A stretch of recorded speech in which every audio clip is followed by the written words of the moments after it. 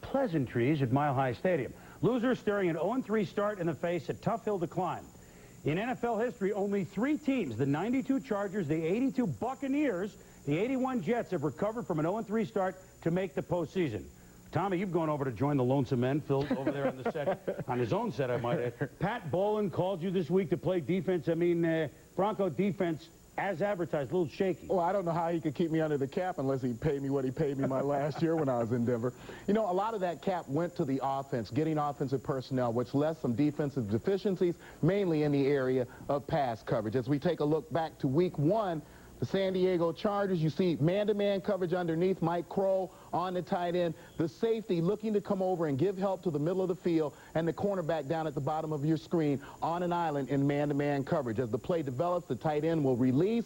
He'll get down the field on the linebacker, so that help was needed by the strong safety. As he comes off, you see the little shake by the wide receiver at the bottom of the screen, and this is actually a fairly easy toss and catch between Humphries and his wide guy for a touchdown. Now, of course, with the success that the Raiders have had in their vertical game against the Broncos, you'd have to think that today, at least, those safeties will have to be thinking, stay deep. Yeah, you think they'd be thinking that, Tom, but I tell you, the Raiders want to know where their vertical game has gone. After 2 weeks of the NFL season, the Raiders are last in plays of 20-plus yards in the passing game. And why has this happened? Let me show you a couple of reasons why they're not making big plays with the passing game. One, Jeff Hostetler drops back, and he throws it long, and he overthrows it. James Jett wide open. Plays they hit with regularity last year. Also, the Raiders have been dropping long passes when he has been getting them there. But the most alarming thing about the Raiders offense is that right there. Jeff Hostetler taking too many hits. He has taken 7 big hits after the first 2 games. And if you have a team that you think is capable of competing in the playoffs and going on to the Super Bowl, you better protect the quarterback. Well, Phil, not only did the Seahawks hurt Haas last week, Mort, did his own team inadvertently hurt Haas? Well, they've been fighting off rumors and denying that Jeff Hostetler has a sore elbow. But I tell you what, the Giants say he's had a chronic elbow problem when he spent time with them. And from what I understand, he did hit that elbow on a teammate's helmet in practice, Chris. Well, you know what else will make the elbow sore? The Raiders have given up 82 points, the worst in football. That's 5 worse than the Patriots, 14 worse than anyone else. So that's a lot of pressure on the quarterback. One thing the Raiders have going for them, though, is that they own Denver. They won all 3 last year, including a 42-24 blasting in the wild card game. They've won 9 of the last 10. Even in the old days, the Oakland Raiders went 17-0-1 against the Broncos from 63-71. It even carries out of the hemisphere. Remember this August, Raiders won in preseason at Barcelona. As Andrea Kramer reports, for Denver, the Raiders represent a mile-high low.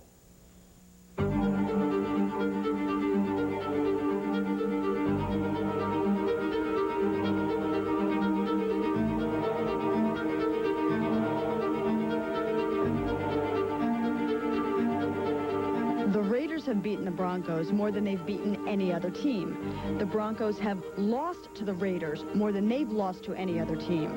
I do think they have a psychological edge on us now, no question about it. I think until we are able to beat them, that's not going to change. Unfortunately, the Raiders, won a lot of close games in those times and made it a more of a psychological problem for us to overcome. When you get to a point where you feel like you just dominate a team, then you tend to lose respect for them. And I think that that's what's happened over the years. I don't really feel like the Raiders respect the Broncos the way that they should. As of now, we have that psychological edge from the standpoint that we're able to dictate to them what we want them to do. I hope they keep thinking that way. Tell them to come on in.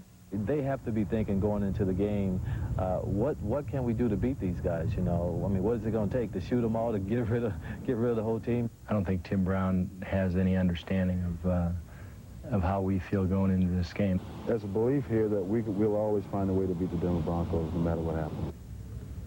I think that statement's ridiculous. I don't know. I think the only thing they have left to do is to cheat, to cheat, to steal, to lie, to do something, pay the officials off or something. You can say that after you win. After we win, we can say anything we want to. We can say we intimidated them, and that's why we beat them, and that's what we're going to say, maybe. The sense you get from the Broncos is they don't want to get into a war of words with the Raiders. But, according to players, what appears to be an unemotional response is due to Wade Phillips, who frowns upon any display of anger or animosity. I don't stand for that from my team. You get the feeling from some of your teammates that it's only words. Oh, well, then they're lying. They're not being honest with you. I think it angers you to no end, but public image, we want to look like we can't be affected, when in fact, my blood's boiling right now. We like nothing better than to knock crap from them, you know, honestly. Maybe the Raiders' domination is tied to their style of play. Hit after the play, push people in the face, you know, bring people off the bench and start fights. When the play's over, guys hit you in the back, and you almost feel like they've come to count on us not retaliating. Okay, don't get mad at me, Tito. Cheaters never win. I don't want to be like them. I'd rather. You don't want to say you'd rather lose in this league, but I'd rather do things the right way. Were you almost ready to say we'd rather lose the right way than win their way? That's what I said. But Simon says... I'm not saying do something stupid and get thrown out of the game, but on the next play when the ref's not looking, what's wrong with slugging a guy? I mean, he got you the last play, now it's get even time. For the Broncos to reverse this one-sided rivalry, they must swing the psychological pendulum their way. And as any good shrink might advise, it starts with saying what you believe and believing what you say. What comes out of your mouth is what you truly believe and feel in your heart. So if you say, I'm going to go out and kick it out of the Raiders, and you believe it, then chances are you're going to do it. Good job, Andrew. Tommy, are you ready for some boxing? Pat Bowlen, by the way, just called up again during that piece. You ready now? After watching that piece, now I'm ready to play. You know, in the 60s when the Broncos wore this uniform, there was a point at which the Raiders won 14 straight games. Now they've won 9 out of the last 10. Aggressiveness and mental attitude will affect them, but I'll let you in on something. It was alumni weekend for the Broncos. John Elway stood in front of a group of Bronco boosters on Friday night and promised that he would get a victory today against the Raiders. Might have been a small crowd. Phone booth, maybe? Well, there'll be a lot more than a phone booth at Mile High today, Tommy. What was the stadium? The Raiders own the Denver Broncos. Back in a span from 63 to 71, they didn't lose in about a 17-game run. They've won 9 out of their last 10, all 3 last year, including the wild card game in the playoffs. Today, a must-win situation because the loser would fall to 0-3. There's a belief here that we'll always find a way to beat the Denver Broncos no matter what happens. We like nothing better than to knock crap from them, you know, honestly. Well, could Fletcher, and look at those old bucking Broncos on the helmet, Tom. You remember them. 7-0 Raiders in the first quarter. Jeff Hostetler scrambles right, and he hits Tyrone Montgomery. I said Tyrone Montgomery. He's gone. He's gone off to the posse. 65 yards. It's 14-0. The Raiders. Yeah, Hostetler here. You see him presenting a problem as he scrambles out of the pocket to the right. We freeze right there. People starting to wonder whether he's going to come forward, whether he's going to throw the ball. Tyrone Montgomery gets behind that midline defense. Easy route to the end zone. Charlie Waters, his Bronco defense in big-time trouble. Haas, time. Warren Wells, number 8. No, it's Tim Brown on the crossing route. Randy Hilliard can't stop him. And then gets a big-time block from Darrell Hobbs at the goal line, 43 yards, 21-0 Raiders. Wade Phillips down 28-3 at the half. This is at Mile High Stadium. Tyrone Montgomery, it's a fumble. Ray Crockett picks it up, then gets up and goes down the sideline. He can't go all the whoa, he can't do it. He's finally out of bounds, but the Broncos maybe have a big turnover. 3 plays later, the former Patriot, Leonard Russell. He's in. 28-9. Russell fired up. Art Shell, usual stoic face. After the Broncos get the ball back, momentum shifting. John Elway, Russell out of the backfield. It's Albert Lewis strips him of the ball. Terry McDaniel falls on it and picks it up for the opportunistic Raiders. So, Haas back to work. It's the former Chief, Harvey Williams. Makes the move at the 5. Long necks it into the end zone. 35-9 Raiders. Haas, 4 games as a Raider against the Broncos. 12 TDs, no picks. 1,206 yards. John Elway, Jim Fossil trying to figure out a comeback. But Elway picked off by Terry McDaniel, the Pro Bowl corner. He's gone. Elway has been picked for touches all 3 games. And in this one, it was a laugher. 48-16. The Raiders over the Denver Broncos as Hostetler continues his mastery, and Art Shell now 10-1. The worst home loss for the Broncos since they wore uniforms close to that. And Steve Tenzie played quarterback, I think, in 1968. Trying to get him out of the pivot there for Heath Schuler for Washington, John. But John Freeze from Idaho had a big game, 381 yards, although in a losing effort. Drew Bledsoe in a winning effort threw 50 passes as well. Steve Young, 31 of 39 Raiders win at Mile High. When we were we have are not as ugly as some that I've seen this. Yeah, he has some pretty good looking ones. I see Al still he's got his old uniform on. Yeah, he never did get away from the same one he wears now. Old timers uniform. While the appearance of Al Davis hasn't changed much through the years, the attitude of his Raiders hasn't changed at all. They don't respect us. Let's run by their own damn state. Let's go, man. Let's play some football. Last Sunday, the Raiders continued their domination of the Denver Broncos. Out to the right side. Lets the pass go. Wide open in the middle. Montgomery at the 40, at the 30.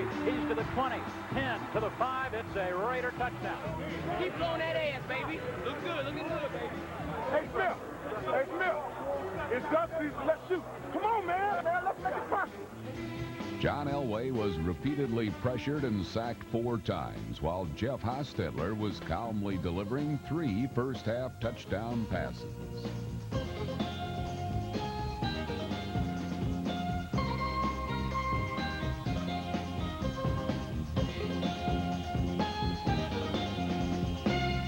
Tim Brown's brilliant 43-yard catch and carry ended a 21-point first-quarter barrage by the Silver and Black.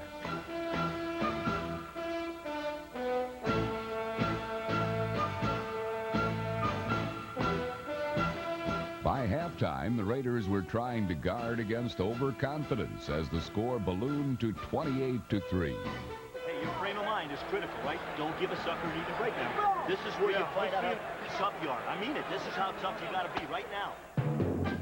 In the third quarter, Denver's only hope rested on their ability to stop Hostetler's hot hand and create some turnovers.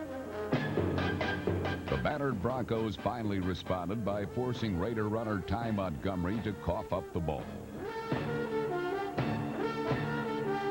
Ray Crockett returned the fumble 43 yards to set up the first of 2 third-quarter Broncos touchdowns. Suddenly, there was finally hint of optimism for Bronco maniacs.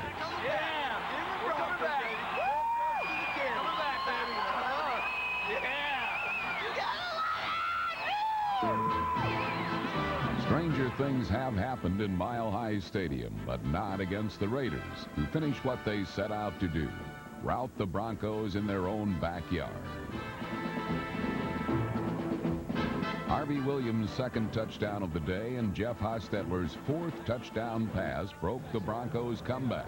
The final insult came courtesy of the Raiders' defense. Come on, Raiders! Nail that coffin shut here now! Come on, baby.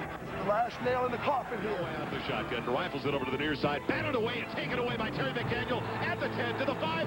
Touchdown, McDaniel. What a play. But I went back first, then I felt it, and I just ran in. Just do it right in the neck. Back to the old Raiders. Old uniforms, back to the old Raiders. We got get ready to lead on that. Raiders are back. We're back. We're back. It's going to be scared. It's going to be scared. Coming off of their most lopsided loss at home since 1966, the 0-3 Broncos now face another difficult task, a Monday night showdown in Buffalo. And the man with all the answers. Against the Raiders, the question was, who wears number 21, plays corner, and runs back punts for touchdowns? No, it wasn't Dion. It was Darian Flash Gordon. 10 gets a block to the 15, finds the seam, gets another block, goes to the 30, streaking down the sidelines to the 40, to midfield, past Gossett. And Gordon is down to the 30, to the 20, to the 10, he scores! Touchdown, San Diego! Clad in their throwback white lightning uniforms, the Chargers stayed clean while dirtying Raider quarterback Jeff Hostetler with 3 sacks and numerous hurries. But Haas wasn't ready for the showers just yet and summoned his resourcefulness to run for a touchdown and throw for another. The pass travels to the 5, going for the goal line, diving, he's in! He goes straight up the middle for the first score of the day for the Raiders. In the fourth quarter, it was the Raider defense that stole the lead. Interception, deflected by Washington. He's got it to 15 to the 10 to 5. Touchdown, Raiders! celebration was premature as John Carney had one last chance to save it for the Chargers with 2 seconds left. The Chargers won for the 4th straight year at the Coliseum and head into the bye week with the best record in football at 4-0. Stop 1-3 in a row. The Patriots off the shell. Bill Parcells. Parcells with the #1 offense and number 28 defense in the NFL. So he also knows the opposing quarterback today, Jeff Hostetler, won a Super Bowl for him. Rod Smith falls down, and his ex-college teammate at Notre Dame, Rocket Ishmael, makes the catch 38 yards. 2 plays later, Haas scrambling. But this time, Smith is there and makes the interception in the end zone. For New England, Drew Bledsoe has been the man, but early on, he was not. Looking for the fullback, Kevin Turner, throws it incomplete, and under pressure from Big Chester McLaughlin, he throws it away. Bledsoe 1 for his first 8, but defense gets it together. 4th and 8. It's not Marv Hubbard, it's 44 Tom Rathman. And Todd Collins, playing a big game today for New England, makes the play, and Al Groh, defensive coordinator, fired up. Patriots deep in their own territory in the second quarter. Terry McDaniel, the Pro Bowl corner, steps in front of Timpson. It's a touchdown. Second for touchdown this year. 3rd interception for McDaniel, 7-3, the silver and black. But the Patriots marching back. Bledsoe to Vincent Ultimate Brisby for 16 yards. Then to Brisby. He twirls it for 13 yards. Then the fullback, Kevin Turner, wide open. Touchdown, 10-7, Peterman. Yeah, dual protection here as both the inside people on defense looking at the tight end to make their read. Ben Coates does a great job of picking both defenders off, clearing the way for Turner underneath. The ensuing kickoff, watch what happens. Matt Barr, I mean, he's got a good short game, not a long game, and he backs it up like a wedge. And Ishmael waiting for it to bounce to him. Instead, Steve Hawkins, the rookie out of West End, Michigan, makes the recovery, setting up a field goal by Barr. Good from 24 yards. But wait, a penalty.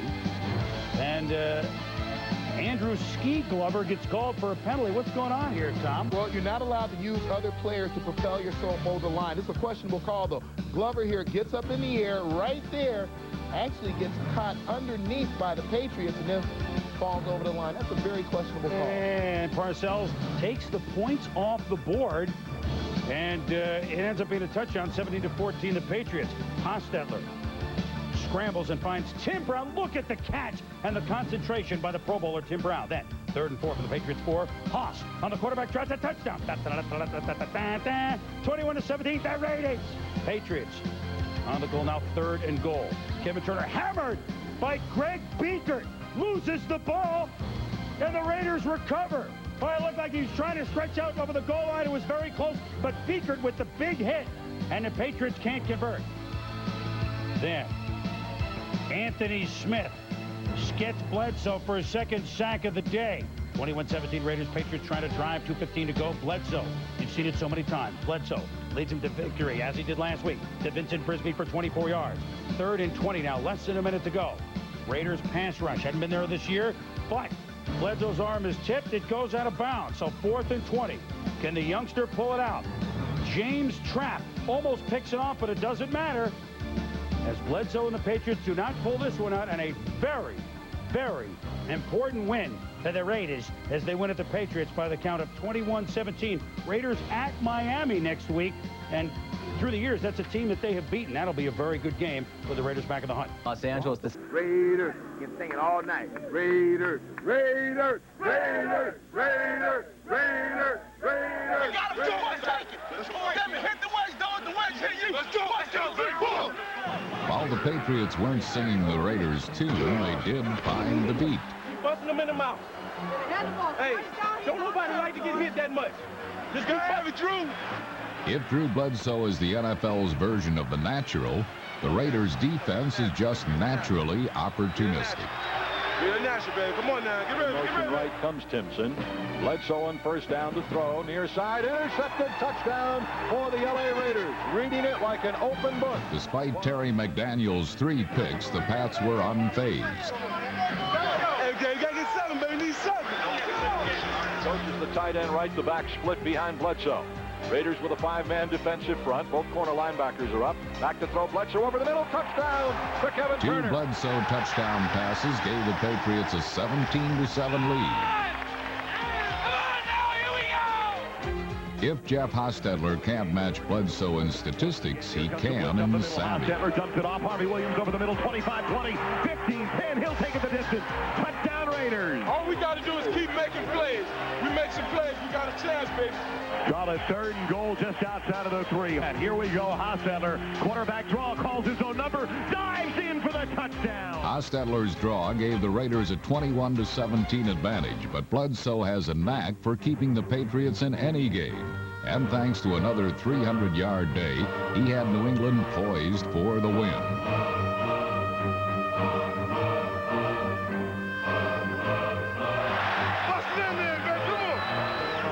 Again. Can they do it? Butt goes airborne. He does not get in.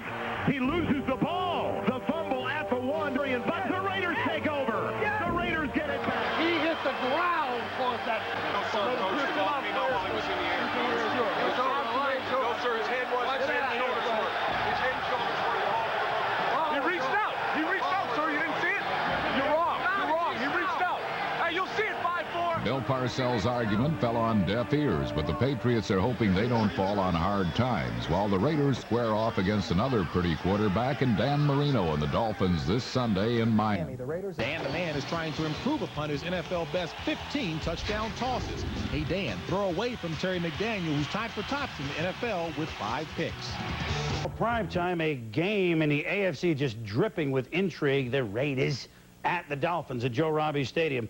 This is a quirk in the statistics. Don Shula, lifetime, coaching against the Raiders, going in 5-11.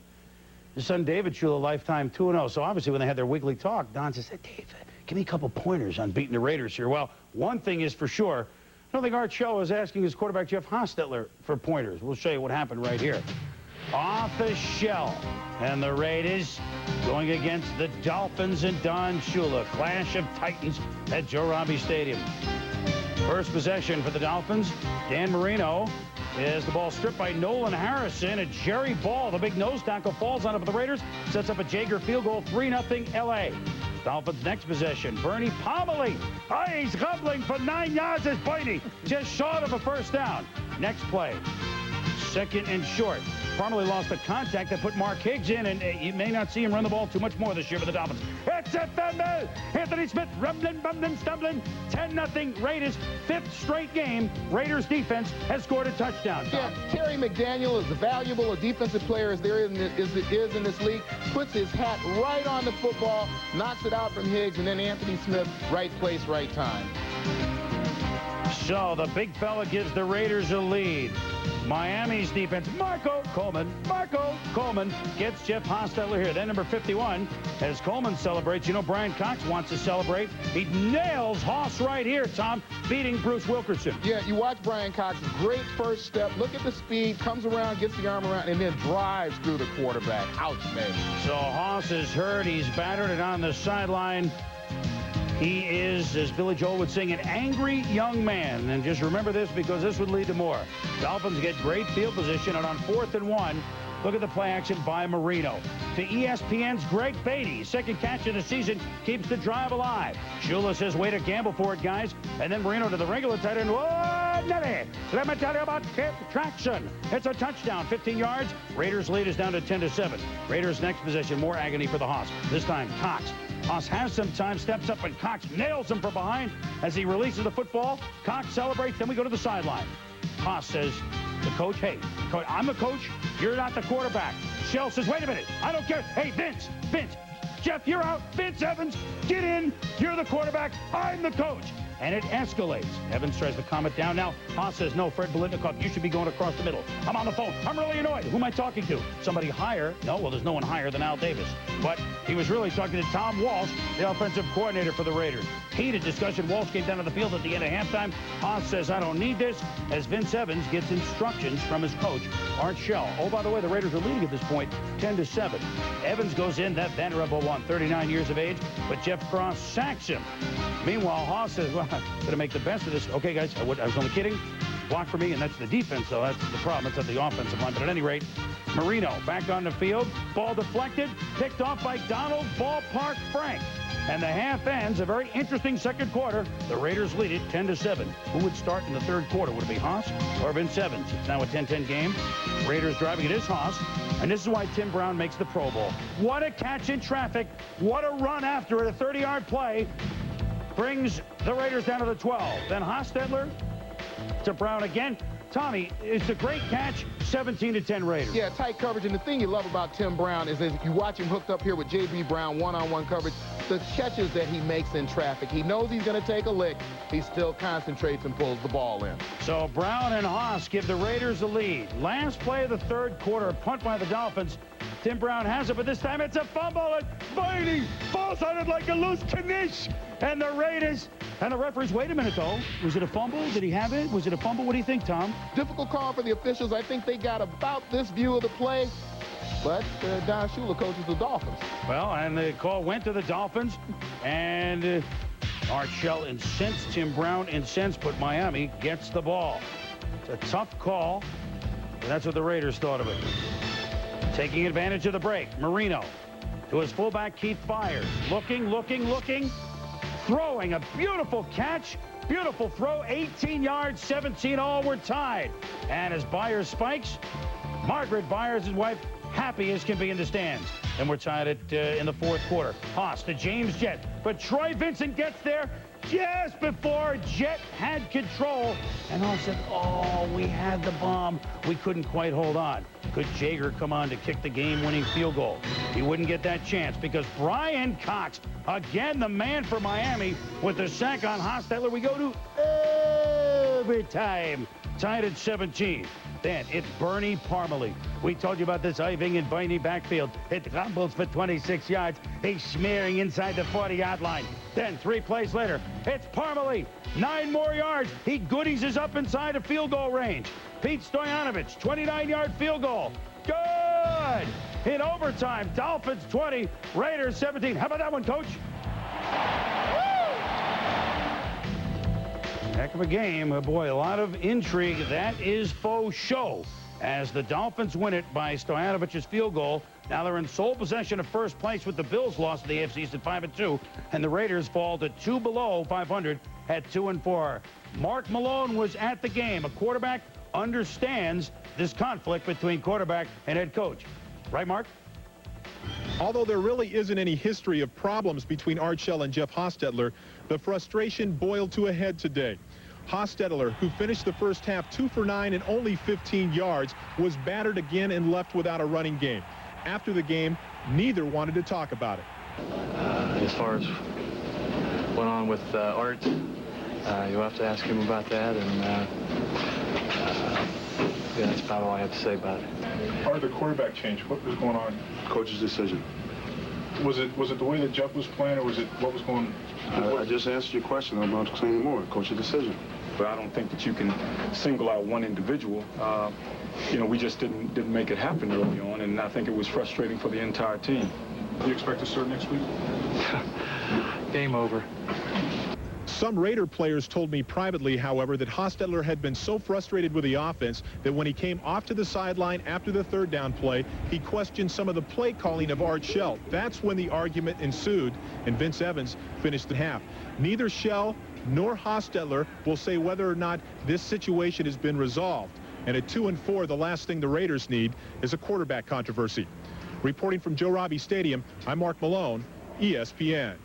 I'll certainly tell you the Raiders on an interesting plane flight right now back to the West Coast. 9 of 27 passing and a tough loss. They really needed to get back in the thick of things here. Yeah, and unlike Vince Evans, we can single out one guy. We can single out Bernie Parmalee of the Miami Dolphins. As I do, a little bit of controversy doesn't hurt this team. I think encouraging for them, they found a bit of a running game today with Harvey Williams. Yeah, second game in a row with Harvey Williams, and Marino completing less than 50% of his passes, but yet they come from behind, they get the win, and they're in first place by their lonesome, their first home game in a month.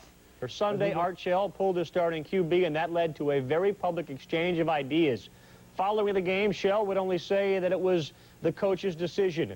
Monday, Jeff was still questioning it and defending his right to free speech. It was a situation where I changed a couple plays, and Art didn't like it, and you know, he's the head coach, and that's his decision. I don't regret how I handled the situation. I think you guys missed part of it, but I was trying to explain the reasoning behind changing plays. Do you think there is a problem of unity right now in this club? Hostetler and Shell after the quarterback changed a couple of plays in the huddle. Apparently, Shell felt his authority was questioned by Hostetler. I don't know if I would ever have the guts to do what Jeff did. I don't regret how I handled the situation. I was trying to explain the reasoning behind changing plays. That thing is over with, and you can keep probing all you want, but that's over with. Following the Shell-Hostetler tete-a-tete, the Raiders wanted to assure that a coach-quarterback problem didn't develop, similar to the bitter John Elway-Dan Reeves relationship in Denver. So on Tuesday, the players' day off, Hostetler made a rare appearance to meet with Shell, to air their differences and try to improve the frayed lines of communication. They have talked since the incident, and they really worked out a lot of deals and a lot of miscommunications that were going on. As for the play calling, coaches wonder, does Haas have eyes only for Brown, and does he abandon the long ball too quickly? Players wonder, couldn't the game plan include shorter drops and quick dump-off passes for the quarterback's self-preservation? As players, we hope that that he won't ever back down when he thinks he's right about a play, because bottom line is every player on that offense is going to back him up. And I've got total confidence in him, and I know the offensive line does. Does Art Shell? He better, because if he doesn't, we're not going to win any games. I know Jeff wants this offense to be his. I don't know if it ever will be, but you know, I think there's going to have to be some compromise as far as you know, him being able to do what he wants to do. At the Mausoleum. Been an interesting week for Haas and Art Shell, but they say everything's behind them. They look like they were fine. Discussing game plan before the game, Andre Rison, disciplinary reasons, sat out for a little bit more than the first quarter. Falcons lead at 3-0. Roger Harper, the star back in that 4-2-5, crunches Haas, and the Falcons recover. 1st and 20 after a penalty. Iron Head. Craig Hayward finds the hole, and 11-yard leads to Iron Head. From the 1-yard line, he's in, and the Falcons lead it 10-0, and you can see the yards in the first quarter for June Jones and the Falcons. They dominated the Raiders. In the second quarter, 1st and 10 to 23, Haas. Tim Brown quite vocal in supporting the Haas. They run the plays we should be running. Well, one of them is the pass to Tim Brown. Another one is the long neck, Harvey Williams. Into the end zone. Williams, a first start touchdown, 10-7 foul. James traps Jeff George. Nobody touched him, Tom. Yeah, James Trapp, spot shadowed here on the left. He's up on the line of scrimmage. Comes to the outside, nobody to block him. Jeff George pays the price for it. On the same drive, Harold Alexander punting, and Albert Lewis. Nobody does it better than Albert Lewis. We saw him do it so many times with the Chiefs. The Raiders recover on the special team turnover. Yeah, and blocking punts many times is beating your man one-on-one. Here, Albert Lewis lined up to the left. Just too much speed to the outside, gets around the corner. 12th time he's done it in his career, Tom, and that sets up Haas. The Tim Brown touchdown, 20 yards. The Raiders lead 14-10 in the second quarter. Just flip it over. 109-9 Raiders, and they lead at the half by 4. Then Haas to Tim Brown again. Look at the pass. Pretty move by Brown. A good block downfield. It's 21-10. The flags are on Atlanta. Haas and Brown feeling good. Vinnie Clark and Tim Brown not feeling good, but it's not quite the Rison-Dion welterweight fight.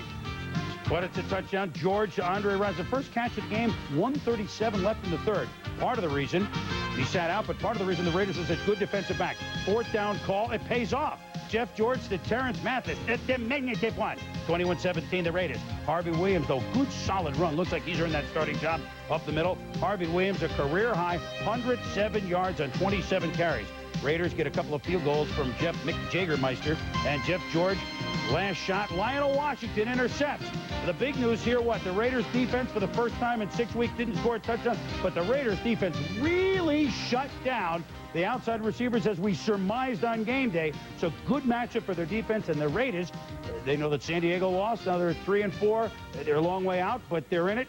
And the Raiders send the Falcons to their second straight loss by the count of 30-17. And Denver rushers, Barry Sanders, 167 yards and a key Detroit win. Bam Morris, the winning touchdown as the Steelers won.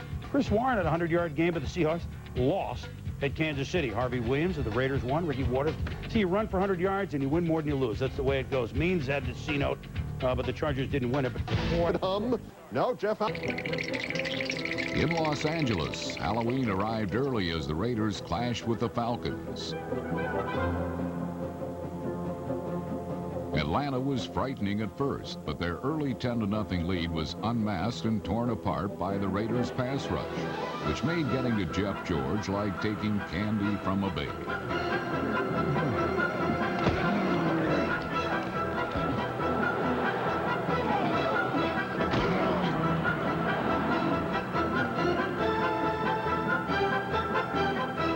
Jeff Hostetler led a Raider comeback, which came on the ground and through the air.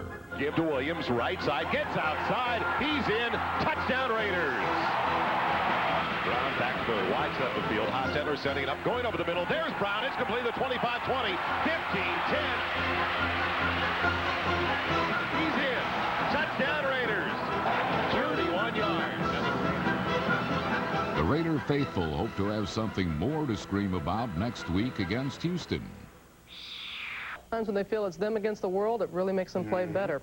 Raiders looking to win 2 straight for the first time this season. Their opponent, the Houston Oilers, looking to win their second game period of the year. They've had a tough time, especially on offense, scoring just 93 points in their 7 games to start the season. And getting to start, Billy Joe Tolliver hoping to change matters today, but it was the Raiders and Harvey Williams who struck first. Opening drive, Williams takes the handoff, goes 8 yards, big hole on the right side, TJ. Yeah, the Raiders used a lot of motion early in their offense. Here you see Andrew Glover, the tight end. He comes in motion, gets a nice block to seal off the linebacker right there. And Harvey Williams, a nice job of slithering through for 8 yards. So they keep it on the ground. Williams goes up the middle for 9 yards. Harvey Williams takes it in from 2 yards out. On the opening drive, 10 carries, 50 yards, and that touchdown, 7-0 Raiders. Late in the first half, Billy Joe Tolliver, that's not Billy Joe, this is Billy Joe, he gets hot. Hits Webster Slaughter for 19 yards. Then goes to Slaughter again for 14 yards. Then Billy Joe scrambles, hits Gary Wellman for a big 20-yard pickup, and that set up Tolliver scrambling, finds his way into the end zone at 7-all right before the half. In the third quarter, 10-7 Raiders. Chester McLaughlin strips Tolliver, and the Raiders recover. But Harvey Williams fumbles it right back to Houston. Art Shell couldn't have been too happy about that. In the fourth, still 10-7 Raiders. Tolliver nearly picked off by Dan Land. Oilers still alive. 3rd and 10. Billy Joe Tolliver goes back, throws the screen to Gary Brown, and they block the official, and Brown goes for 24 yards. Then, on 3rd and 2, Tolliver to Haywood Jeffries, who beats Terry McDaniel for the touchdown. 14-10, Houston in the lead. The Raiders fight back, just over 2 minutes left. Hostetler to Tim Brown, gets his feet in at the 11. Next play, Haas scrambles, finds Tim Brown, the great leaping catch for the touchdown. 17-14, Raiders back on top. Oilers the last gasp. 4th and 10, 31 seconds left. Tolliver hits Slaughter for 14 yards. Keep hope alive. That set up Al Del Greco. A 52-yard attempt to send it into overtime. Dead center. Doink. Hits the crossbar. Oh, it's been that kind of year for the Oilers. 17-14 is the final. Tolliver 1 touchdown by air, 1 on the ground. Harvey Williams over 100 yards and a touchdown. The Raiders now move to 4-4. A big game. Hey, the Raiders didn't exactly resemble superheroes, but Houston's costume was actually pretty convincing as they impersonated a contender for the first 3 quarters.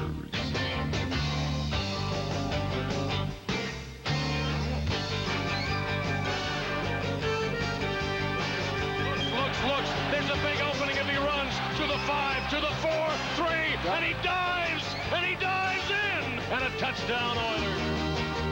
In the end, though, the Oilers were less powerful Michael Keaton and more paunchy Adam West as these jokers gave up the lead late in the 4th quarter. Hostetler is back to throw. Looking over the middle. He's flushed out. Rolls over to the right side. Run it. He's got Brown coming back to the near side. Fires. Brown's there. Touchdown, Raiders! Incredible! Incredible! With only seconds remaining, Houston's last chance was for an Al Del Greco field goal to send the game into overtime. On the way. Hurry up. Hurry up. Hurry up. Hit the crossbar and no good. It's back to the Bat Cave for the Oilers, who host arch nemesis Pittsburgh this week. Anaheim in 2 years. Magic, Chuck Knox, everybody there. I mean, you couldn't get a ticket to this thing. Chris Chandler, they call him Flipper. Flipper for 49 yards. Same drive. Chandler. They still call him Flipper. 22 yards, ties the game at 7, but they beat 3 Raiders. Yeah, you watch the Raiders safety here. Eddie Anderson. You see the Raiders there right in that triangle. Eddie makes the wrong choice right there. Ball right behind him to Flipper Anderson for the touchdown. Off the shell, looking on with the score 7-7. Haas to James Jett. Jett, one of the burners, but he hadn't caught a lot of the over 30-yard varieties until right here. 31 yards, his first catch over 30 this season. See, we don't lie. Same drive. Haas to another one of his many burners, Rocket Ismail. 10 yards, 14-7, the silver and black. Second quarter, tough break for the Rams. Chandler playing so very well is injured, left the game with a sprained ankle. He would not return, so it's Miller time. Chris Miller comes in. Third quarter, as Chandler carted off 4th and goal for the Raiders, 14-7. Harvey airborne into the end zone, but he's met by Shane Conlon, no touchdown. Yeah, Shane Conlon with the great read right here. The defensive line pinning the offensive line down. He goes right up over the top with Harvey Williams and brings him down. So the former Bill, the former Penn Stater making the big play mid-4th quarter. Jeff Hostetler is sued for non-support because Gerald Robinson makes the sack, injured his ankle, and Haas would not return. Right now, X-rays on his left foot. Don't have the result right now. Hopefully he's okay. 4th quarter, 17-10 the Raiders. Just under 4 minutes to go. Miller picked off by Terry McDaniel. Oh, those Raider corners are so good. McDaniel's 6th pick of the year. Takes it to 20-10. Rams score a late touchdown on a pass from Miller to Kitchen, but the Raiders get the onside kick and they win it by the count of 20-17. We talked about the fact that the Raiders could do a good job in run defense. They held Jerome Bettis to 10 carries for 13 yards. Taking sides last Sunday, but while all did not have hostile intent, the Raiders did have Jeff Hostetler, who threw a mean pair of touchdown passes to Andrew Glover and Rocket Ismail. Down the near side has Glover. Touchdown, Raiders! The Raiders led from beginning to end and improved to the 500 mark at 5-5. This week, the Silver and Black will go for 6 when they host the Saints, who last... Give me that. Wait a minute. Not for me. I won't accept that collect call. First quarter, Raiders accept the collect call. Haas to Tim Brown, 12 yards. Raiders lead 7-0, leading over 500 for the first time this year. Haas fired up, Tom. Yeah, you're going to see as Everett gets back here to pass the ball. Look at Winston Moss takes a beeline from the outside to go and get him. And here Nolan Harrison brings down Everett on a good inside move. Jim says no more of that. So the Saints defense got to pick up the slack. Hostetler hit by Ronaldo Turnbull, the Pro Bowler a year ago. Tyrone Hughes picks it up. We've seen him go in the end zone before this year. 42 yards, touchdown. It's a 10-7 game now. The Saints within 3. Yeah, you're going to see here Harvey Williams come wide open over the middle of the football field, but Jeff Hostetler has no way to get the ball to him under way too much pressure.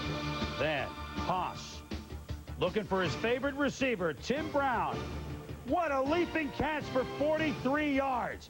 4 plays later. Haas to the Rocket. All of a sudden becoming a part of this offense. 17 yards, beats Jimmy Spencer. 17-7, the Silver and Black. 6 minutes to go in the 4th quarter. This time, it's Hostetler looking for Tim Brown. He'll fire it, good protection. And 30 yards looking to make the move on Carl Lee. He and the ref go flying over the cone. It's a touchdown. Haas, 308 yards passing, 22 of 28. Threw 3 of them, 2 to Timmy Brown. 24-13, 3:40 to go in the game. Why are the Raiders throwing? Haas is picked off by Winfred Tubbs, the rookie's first career interception. And so the Saints have second life. Torrance Small from Jim Everett. They missed a 2-point conversion, but the Saints now pulled it within 5, 24-19. The Raiders go 3 and out after the Saints don't recover an onside kick. It's one last chance, but Nolan Harrison with the sack. Harrison, Raiders, over 500. They're looking at a Monday nighter at San Diego a couple of weeks down the pike. The Raiders beat the Saints 24-19. The New Orleans Saints hope to bring Los Angeles back to earth last Sunday. Ball is free, and it's picked up by Tyrone Hughes. He's going to win this foot race. It couldn't have bounced into anybody better's hands than Tyrone Hughes. He took it in stride, and the Saints get a touchdown just like that. However, Raiders quarterback Jeff Hostetler had the Midas touch, hitting Golden Domers Rocket Ismail and Tim Brown for 200 of his over 300 yards passing. Fires for the Rocket at the 10. Beats Hughes. He's in. Touchdown Raiders.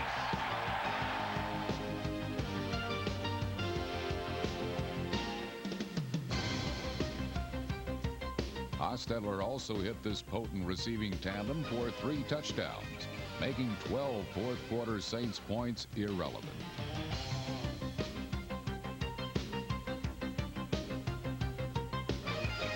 This week, Los Angeles faces Pittsburgh, a matchup with Super Bowl implications, as both teams are in the hunt for the AFC crown. Week 4, 26-24 to win. Pretty much set both teams up for the season. At the time, the Chargers, because of the win, went to 4-0. The Raiders, at the time, went to 1-3. On offense. But in tonight, there was none better, and there has been none since then. He certainly has earned his place in the Hall of Fame. You know, we don't do many football nicknames. We usually stick to baseball, though a few footballs slip out. But in perusing the Chargers roster today, I was reminded they probably lead the league in nicknames if I were to use them. Of course, Natron means business, and the Sheriff, Stanley Richard, and Commissioner Gordon, Darian Gordon, Stan Diego Humphrey, one I like, Eric Sleeping with Bieniemy, John Art Carney, and Sheila McRae kicking the field goals. And tonight they get back a reserve tight end, of course, Alfred Pupunu Platter. But nicknames for the Chargers are nothing new. Air Coryell said it all in the late 70s and certainly in 80 and 81. People wonder why those Chargers never made it to the Super Bowl, and they point to that Ice Bowl game, the 81 championship game, when the Chargers were just 59-degree blowed out against the Cincinnati Bengals. But people forget about the year before. The Chargers were playing the championship game at home against the wild card team, the LA Raiders. San Diego felt they were on their way to New Orleans to play the Philadelphia Eagles, but the Raiders in 1980 had other ideas. You had that feeling things were going to go the Raiders' way in the very first series. Jim Plunkett's pass bounced off Kenny King and ended up in Raymond Chester's hands. Chester scored. The Raiders led it 7-0. Dan Fouts brought the Chargers right back, hitting the venerable one, Charlie Joyner, with a 48-yard touchdown. But the Raiders' defense put the clamps on Fouts, led by Lester Hayes and the mad stork, Ted Hendricks. The Raiders' offense poured it on in the first quarter, scoring 3 times. Plunkett's pass to King made it 21-7. Fouts did come back with another TD pass to Joyner, but the Raiders led it 28-14 at the half. In the second half, the Raiders played keep away with Mark Van Eegen doing the keeping. When San Diego did get the ball, Fouts was pressured and couldn't get the deep ball going. With the score 34-27, the wild card Raiders and Plunkett held the ball for the final 6 minutes to win an improbable trip to the Super Bowl. And of course, the Raiders went on to defeat the Philadelphia Eagles in that Super Bowl. Rod Martin was the hero. The only wild card team. They had the one home game against Houston, then won that ice game in Cleveland and the Mike Davis interception, that game in San Diego, and then went on to stun a guy in the studio, I think, remembers that game. Sorry to bring it up, Jaws. But back to the Chargers even before Air Coryell. They were the first team that was the epitome of the American Football League. They began in 1960 for 1 year as the Los Angeles Chargers, then moved down here to Balboa Stadium, not far from where the Murph is right now, in 1961. They only won 1 AFL title. For the Raiders, AFC West by trouncing their unwelcome visitors, but never ill at ease on the road. The Raiders made themselves right at home. Back to throw, goes deep down the middle. He's got Alexander Wright wide open at the 25, to the 20. He'll take it in. Touchdown Raiders. Not wanting to be outdone in front of a record number of Chargers fans, San Diego responded to the Raiders' early point. Humphreys to throw, a pump fake short, going long to Jefferson, caught it! The Silver and Black would rule the roost on this night, however, with a final go-ahead score to the Rocket. Touchdown Raiders! Rocket Ishmael on a... At 7-6, the Raiders are still alive in the playoff hunt, but they face a tough challenge this week against Denver. In a row winning Broncos, and the Raiders, who have beaten the Broncos 10 of the last 11 times. John Elway could not go. It's Hugh Millen who starts. And early on, Tommy talked about it in game day, the Bronco defense had to make some assertion, had to change some things around versus Ryman Simon Fletcher. Ray Crockett with some good D against James Jett. And then again, Ryman Simon Fletcher with a good rush on the Hoss. The Broncos had 4 sacks in the first half. We talked about the aggressiveness of that defensive line over the course of the last quarter of the season, and they have gotten very active. Art Shell in the fake reverse says give it to Tommy Rathman. And the former Niner goes for 13 yards. Sets up the first of 5 field goals from Jeff Mick Jagger. His kick so strong, it looks so sweet. And right now, the Raiders have a 3-0 lead. Harvey Williams, next series, long necks his way for 17 yards. And Timmy Brown's pretty good, isn't he? Yeah, great battle between Ray Crockett and Tim Brown all day here, one-on-one. Look at him work to the inside, work back out, shows the great hands and then the speed to run away from the defense. Well, the one way to describe it, whoopee! That play by Tim Brown. Hugh Millen trying to make something happen at 6-0 Raiders. Millen to the flat to Shannon Sharp. The tight end turns it upfield. Look at him diss a tackler and go 35 yards all the way down to the 6. Broncos first and goal from the 1 after a penalty to the Raiders. First down. Millen, play action. Incomplete. Second and goal. Reggie rolling on a Rivers, rolls into Jerry Ball and loses 2 yards. Third and goal. Millen rolling to his right. But there's nobody open. And the Broncos have to settle for a field goal, and the Raiders maintain their lead 6-3 at the half. Ho, ho, ho. It's now 9-6. Raiders. Hostetler to the Rocket. Boy, was he having fun with us on Monday night. He's having fun here. 12 yards, down to the 12-yard line. Hey, it's me, I caught it. Again, double zone, you're talking about having to bump the receiver at the line or make him release inside. Rocket gets off the line, waves his hand immediately that he's open, gets the interference, and also gets the football. Sets up another field goal, 12-6 against Wade Phillips Broncos. Then Haas says enough of this field goal stuff. I'm going to hit Tim Brown, my favorite receiver. Where's the defense? But what a surprise, a penalty on the Raiders. That brings it to 3rd and 10. Haas takes off, makes a move, and dives to the 6. 2 plays later, Hostetler. There's Fletcher on the right side. Good block in there in the left flat. Is Harvey Williams. Touchdown. So 5 field goals, 1 touchdown. You add it up. And the Raiders have won 6 of their last 8. They're 8-6, folks. And the Raiders beat the Broncos with a count of 23-13. Did we say hot? Project developed just... While today's Raider fans groove on funky rhythms, yesterday's faithful still rock steady to a silver and black beat. James, how long have you been following the Raiders? Oh, I've been following about 25 years. I used to go up to Oakland every weekend and watch them up there, and now they came to my town, so it's better. New Raiders also cling to old Raider attitudes. I know you hate my guts. I don't care. Punch me now. There. There. One more. There. Now I'm going to go Fighting for their playoff survival, both the Raiders and the resilient Broncos stalked softly, but carried big sticks.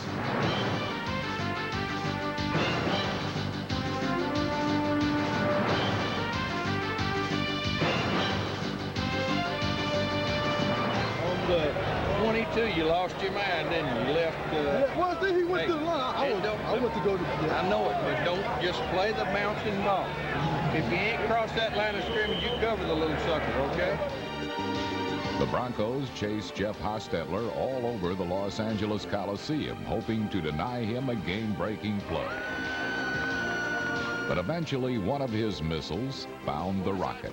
He's got him there. The Rocket took it into the 12 first. The Raider offense produced 5 field goals and 1 easy touchdown. To the flat, Williams is there. Touchdown, Raiders! It looks like you're getting pretty good time. Take a nice size drop. Okay, sit on it. Your defense is going to come. They rolled it that way, and then the outside guy widened quite a bit.